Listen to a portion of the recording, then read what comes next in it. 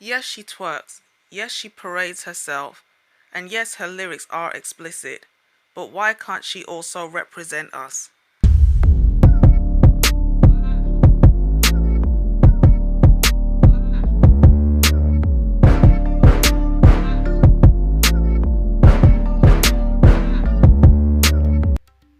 Hey, this is the Antisocial Socialite back at it again. Thanks so much for everyone who's tuning in. Shout out to all of the new subscribers. Welcome, welcome, welcome. If you are new to the channel or you have not yet subscribed, what are you waiting for, darling? Hit that subscribe button, smash that notification bell, so when I get to running this mouth, baby, you are in the loop. You see the title, you know what time it is. Lizzo wants to make obesity the new normal.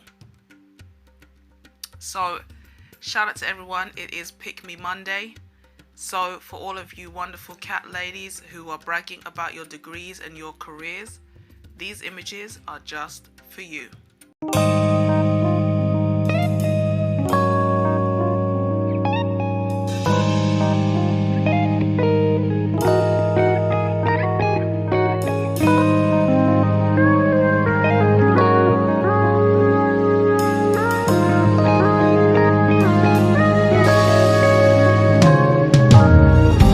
내게로 와서 melt my heart 봄의 향기를 담은 그대를.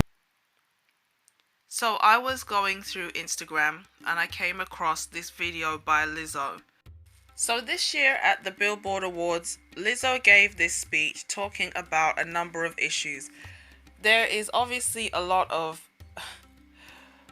There's some mind control in there, which is obvious. I mean, she's wearing a dress that's covered in the word vote.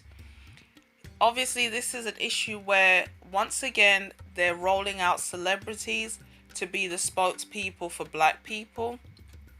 I have an issue with this. Now, obviously, I'm not in the States, so it doesn't necessarily affect me directly because, you know, the president is not going to be my president.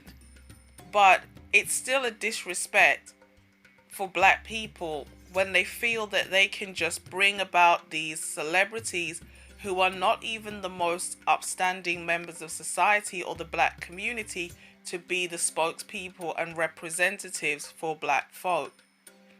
Now, this piece, it sparks a lot of interest for me. So let's watch and then I'll come back with my commentary. Thank you to Billboard, thank you to Atlantic, thank you to Team Lizzo, thank you to everyone who listened to my music and supported me. I just want to say, I've been thinking a lot about suppression and the voices that refused to be suppressed. And I wonder, would I be standing here right now if it weren't for the big black women who refused to have their voices be suppressed? And I just want to say right now, if you're at home watching this and you are thinking about changing yourself to feel worthy, this is your sign to remain true to who you are. Let me tell y'all something. When people try to suppress something, it's normally because that thing holds power. They're afraid of your power. There's power in who you are. There's power in your voice. So whether it's through music, protest, or your right to vote, use your power, use your voice, and refuse to be suppressed. Thank you so much to Billboard. I love y'all. God bless y'all. Bye, bitch.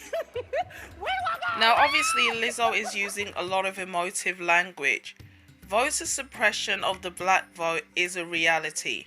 There is a concerted effort to try to prevent black people from voting. So this is an emotive topic because it's coming out more and more that yes, they are taking steps to try to discourage black people from voting. So this is kind of like a trick. On the one hand, or on the surface, it appears to be one issue, but there's a deeper issue in my personal opinion that, you know, there are levels to this that are not clear from the outset. Yes, there is voter suppression, so I get it.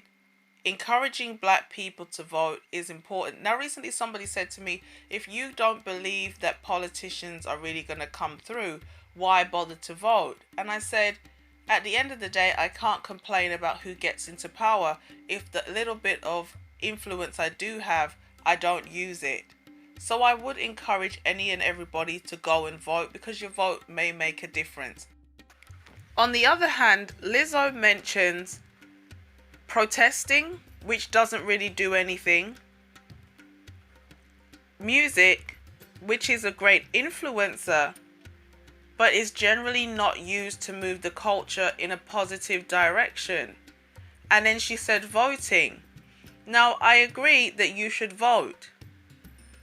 But the thing is, beyond voting, are you actually striving for legal changes? What policies are you actually voting for?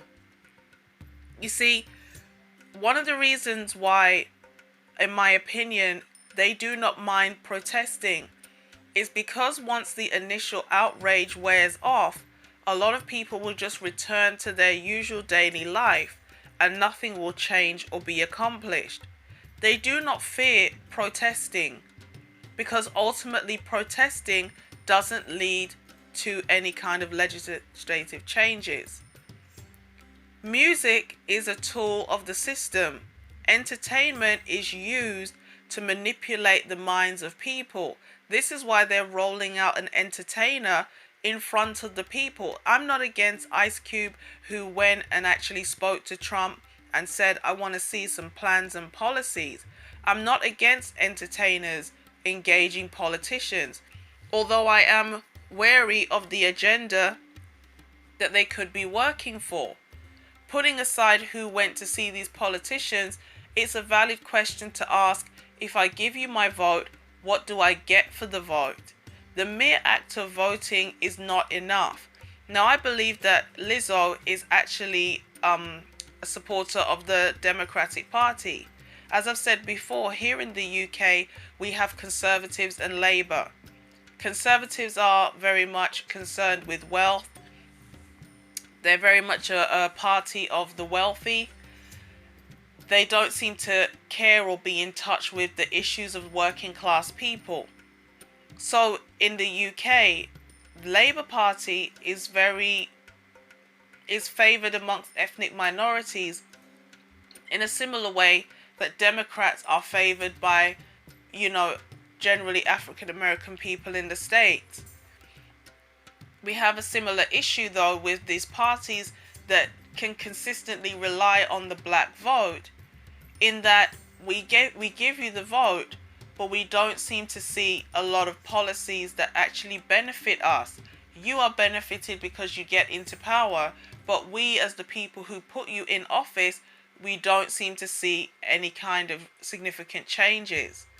So for Lizzo to then just merely say go out and vote and imply that the mere act of voting really makes a huge amount of difference is very disingenuous for the people.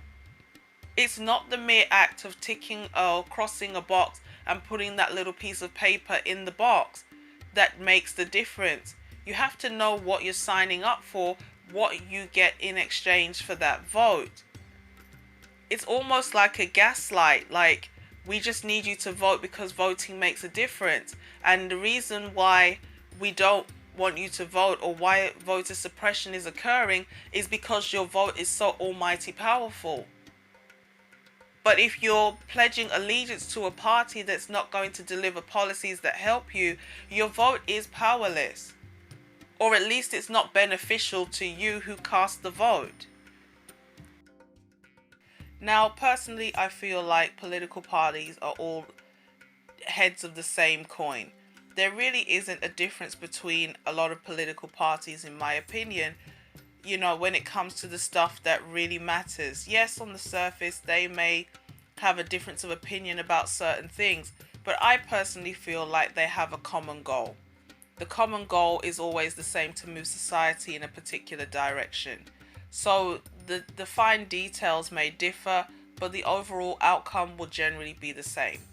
Having said that, I still feel there's often a lesser of two evils, but I'm not going to get into that here.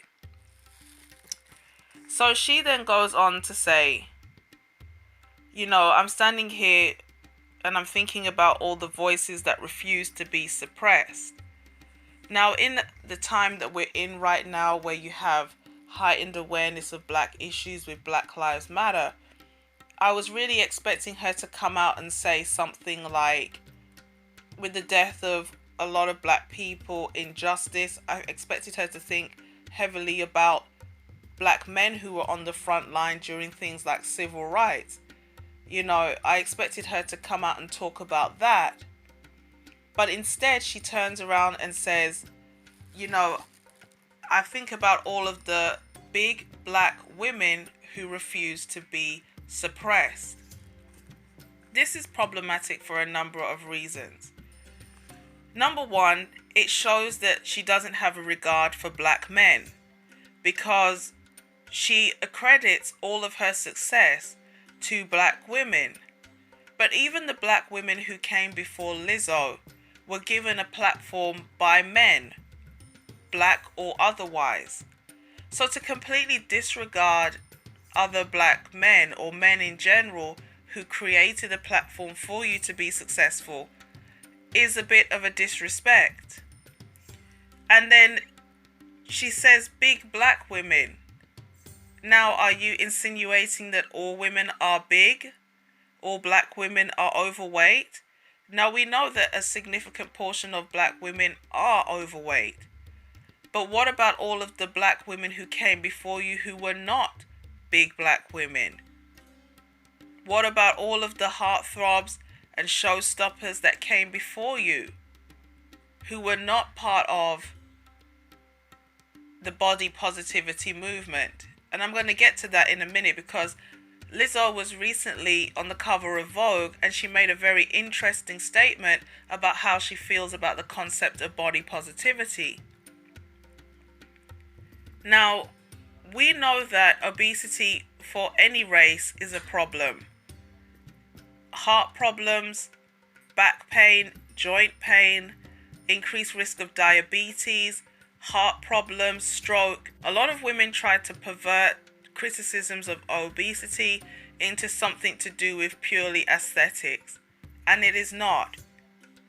Taking relationships out of the picture, obesity just limits your quality of life. And then she reinforces the point by saying, if you were considering changing yourself to feel worthy, again, this is part of the fear-mongering tactic. This is part of the excuse-making tactic, that you are only losing weight to get a man, you're only losing weight to appease other people, therefore you should love yourself however you are.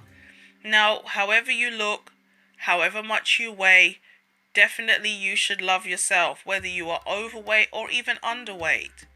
But we have to be realistic. Is the quality of life you're experiencing as good as it could be if you know that you are at an unhealthy weight? The fact that she is trying to couple, making a healthy lifestyle choice and decision to feelings of worthiness is just despicable. You see, recently Lizzo turned around and said that she wants to move away from the title body positivity and actually use the term body normalization. And yes, you can argue that if allegedly around 80% of black women are overweight, it's become a norm. But it's not something that should be promoted to black people because it is a life-limiting condition. So we have to ask ourselves, when women like Lizzo turn around and say, let's normalize obesity and then advocate for an unhealthy lifestyle for black women and black people in general, are they really helping the situation, or are they actually making excuses for black people that are detrimental to their own future? Because it sounds nice on paper to say you have to accept yourself for who you are, love yourself, feel worthy of whatever weight you are. That's all true. But we know that even things like allegedly coronavirus are more detrimental for people who have weight problems. And as much as I don't necessarily believe in the vaccine, allegedly, if the vaccine does come into fruition, it's not going to help people who are obese. So why, if you are the spokesperson for black people, would you advocate for something that is going to limit their life? The next thing I want to say is this. This is where for me it gets kind of insidious. Although Lizzo is referring to her weight, the expressions that she uses are very liberal in nature. When she talks about remaining true to who you are, this harkens back very much to the LGBTQ community, because a lot of them are going to identify with this whole I'm not accepted because of my lifestyle. People don't accept me for who I am. So when Lizzo says be true to who you are, I personally don't feel that she's just talking about women who are plus size. This is all part of the insidious agenda to normalize a lot of things in terms of the LGBTQ community, the normalization of a number of lifestyles which are deemed not necessarily helpful or productive for advancing the black community. People have the right to be intimate with whoever they want. They're going to, regardless of what people think. But we know that there are issues within the LGBTQ community in terms of violence, increased sexual activity, in terms of the number of sexual partners. Many of the individuals in this community have mental health problems, even where people, for example, are not being persecuted for their sexuality. For example, amongst transgender people, it's alleged that it's 10 times higher in terms of suicidal rate for people in that community than people who are not part of the alphabet community. And so we have to understand that beyond a lifestyle difference, there is also other issues and factors that may not be conducive to the advancement of the black community. And although people listen to her speech and think she's just talking about weight and accepting that not everybody is slender, it's much deeper than that. She's talking about anything that was once deemed conventional and normal now needs to be thrown out of the window, and we need to accept that there are alternatives out there. There are alternatives to a body shape. There are alternatives to gender. There are alternatives to lifestyles. And to be a plus size person is a reflection of lifestyle choices. So when she says remain true to who you are, which is obviously an embedded command, it's also speaking to something deeper.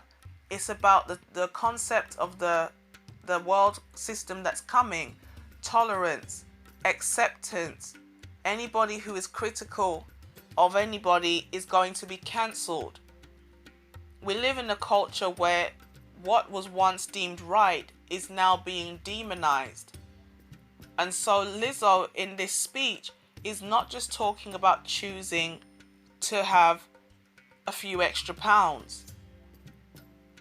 It's a subliminal or a subconscious shot at anybody who is going to say we need to uphold old standards and just progress. She then tries to insinuate that anybody who does not agree with her is afraid. There's some type of phobe. You have power, and that's why you're being criticized, because the person criticizing you is afraid of you. This is almost like a reverse psychology tactic where Lizzo is actually trying to insinuate that calling people out and making them accountable to lifestyle choices that they are making that are not helpful to them or the people around them is somehow you peddling hate speech. Because if you do not agree with what she says, you are afraid of her, you are bashing her, you are speaking ill of her. That's what she's trying to insinuate. This is why her rhetoric here is quite dangerous, because what her excuse giving does is it creates a breakdown of dialogue where people can actually see another perspective. Now people who look up to her, who identify with her, who look at her as somebody who, there was a debate going on about why couldn't somebody like Lizzo be a spokesperson? Why couldn't somebody like Meg Thee Stallion be a spokesperson? Yes, she twerks. Yes, she parades herself on stage. Yes, she has very explicit lyrics. But why can't she also speak on something intelligent? And the question has to be asked, is this who we want to represent us? So when I came across this on Instagram, I thought, I just want to get you guys' thoughts. Can somebody like Lizzo or Meg Thee Stallion truly represent black people? Should we call it fat normalization? Should we call it body normalization if there are a significant number of black women or people in general who are now over a size 18? Are the people who created the body positive movement truly not getting any benefit out of it? Has culture changed where it's normalized, accepted, and even seen as desirable to be a plus size person? And is Lizzo strictly talking about voting and weight, or is there a deeper agenda going on here? Share this video with somebody who needs to see it. Let me know what you think in the comments section. Like and subscribe, and I'll catch you in the next one. Peace.